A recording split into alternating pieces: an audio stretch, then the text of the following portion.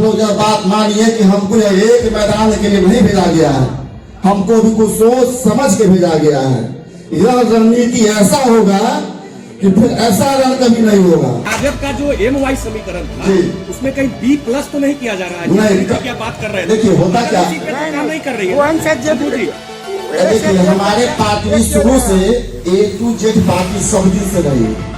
RJD की तरफ से मुजफ्फरपुर में MLC उम्मीदवार बाहुबली शंभू सिंह का नाम सामने आने के बाद तरह तरह की चर्चाएं शुरू हो गई हैं। बुधवार को शंभू सिंह ने प्रेस कॉन्फ्रेंस किया। इस दौरान आरजेडी के कई नेता मौजूद थे।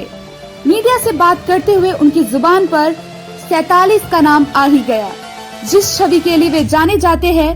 जब उनसे पूछा गया कि आपकी छवि माफिया की है, इसे कैसे साफ करेंगे, तो उन्होंने कहा कि इस बार जनमत की गोली चलेगी, जनमत का 47 चलेगा।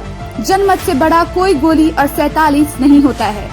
शंभू सिंह ने मंच से खुलेआम कहा कि अब आमने सामने की लड़ाई है। बाहुबली शंभू करप्शन और अराजकता समाप्त कराने की बात कह रहे थे। दिनेश सिंह का जो वर्चस्व MLC पद पर कायम है, वो इसे समाप्त करने आए हैं। उन्होंने कहा कि 25 साल से राजद के सिपाही हैं। तेजस्वी यादव बिहार के CM बनेंगे, इसके लिए रणनीति बन तैयार हो चुकी है, लेकिन इस पर वह अभी कुछ नहीं बोलेंगे। कहीं उनका इशारा JDU से गठबंधन की तरफ तो नहीं था, हालांकि ये तो आने वाला समय ही बताएगा। शंभू सिंह ने कहा कि अब तक तो मैदान में कोई मजबूत खिलाड़ी नहीं था, जिससे पिछले 20 वर्षों से दिनेश सिंह का एक छत्र राज कायम था, लेकिन अब योद्धा को असली योद्धा मिला है। अब लड़ाई में मजा आने वाला है। इस बार लहर चल पड़ी है। उन्होंने अपनी जीत का दावा ठोका है, कहा कि जीत हो चुकी है। राजद ने जिस विश्वास के साथ उन्हें मैदान में उतारा है, जब इसके नतीजे सामने आएंगे तो उनको जिम्मेदारी सौंपने वाले गर्व महसूस करेंगे। लोगों का कहना है, लोगों का काम है कहना, उनको कहने दीजिए, आगे चलिए। अच्छा, बाहुबली को लेकर बाहुबली ही आ रहे हैं सामने, ऐसा लग रहा है, ऐसा कोई बात है क्या? आपको लगता है कि बाहुबली वो हो सकते हैं? हम बाहुबली नहीं है, हम तो जनमत बली है। जनता का साथ मेरे साथ है, हम उनके साथ बली है।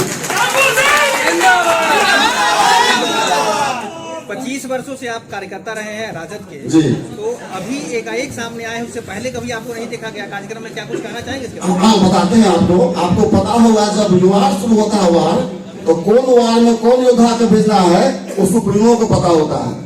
तो जब वार जिस तरीके का मिला है, वहाँ पे सुप्रीमो को पता है कि वहाँ पे किस योद्धा को भेजा जाए। जीतने के बाद आपका प्रथम प्रयास क्या होगा? जीतने के बाद सबसे प्रथम जो जिला का जो व्यवस्था बिगड़ा हुआ है, स्वास्थ्य का, शिक्षा का, घोटाला का, करप्शन का, घुसखोरी का, सबसे पहले उसको खत्म करना होगा। देखिए, जैसा कि MLC पर आरोप है कि जिला परिषद का कब्जा है, हाँ, आपका ध्यान उस तरफ तो है नहीं है? कहाँ पे? जिला परिषद की कब्जे वाले। सुनिए, उधर ध्यान मेरा क्यों है, सो आप नहीं समझते हैं कि विकास का हमारा जो रुकता है तो ध्यान क्यों जाता है? विकास का हमारा जो रुकता है तो ध्यान हमारे पार्टी को वही जाता है।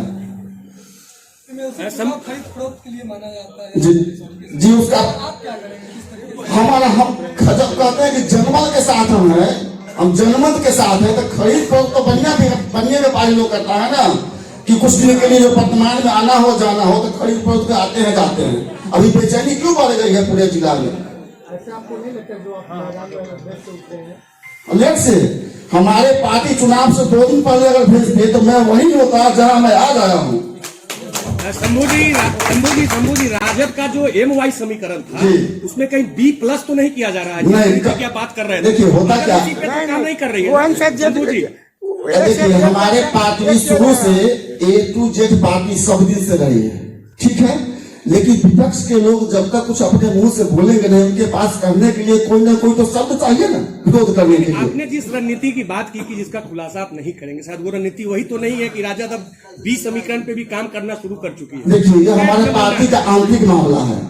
इस मामला के बारे में हम बोलेंगे नहीं, लेकिन आपको दिखाई पड़ेगा और दिख रहा है कि बिहार में क्या हो रहा है, कितना सीट किधर बता, कितना सीट किधर बता। ऐसा होता अपनी बिहार जाति के लोग राष्ट्रीय जनता दल से केंद्र में क्या मंत्री बनते? अखिलेश सिंह जी मंत्री बनते? उनके पार्टी के लोग कितने, दूसरे जाति के लोग कितना मंत्री बने और बिहार जाति के कितना सीट पर कितना मंत्री बने, सो आप नहीं देते हैं?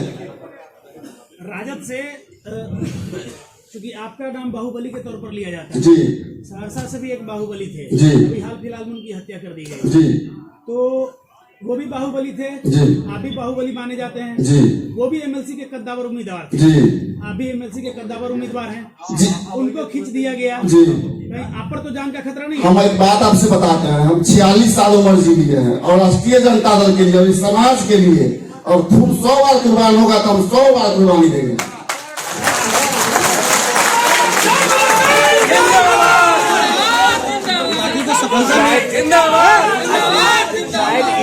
माना जाए कि दिनेश सिंह की गोली का जवाब देने के लिए शंभू सिंह की गोली चलेगी, ये माना जा सकता है? नहीं, दिनेश सिंह जी के नाम, मैं किसी आदमी का नाम नहीं लूं, मैं भ्रष्ट सिस्टम के खिलाफ जनमत की गोली चलेगी, जनमत की गोली चलेगी, जनमत की 47 चलेगी।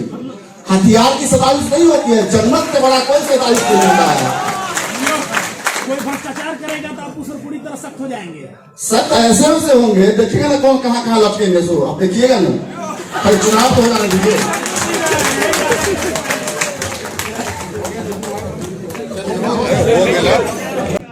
अभी जो चुनाव आएंगे और हमारे श्री माननीय तेजस्वी प्रसाद यादव जी मुख्यमंत्री बनेंगे, वह सब कुछ तैयार हो चुका है, लेकिन रणनीति आपको अभी हम नहीं बताएंगे क्योंकि ये पार्टी का आंतरिक मामला है। जब मामला सामने आएगा तब आपको दिखाई देगा कि सामने दिखता क्या है। जब सूरज निकलता है उसको दिखने के लिए आपको जगना पड़ता है, सूरज को नहीं जगना पड़ता है।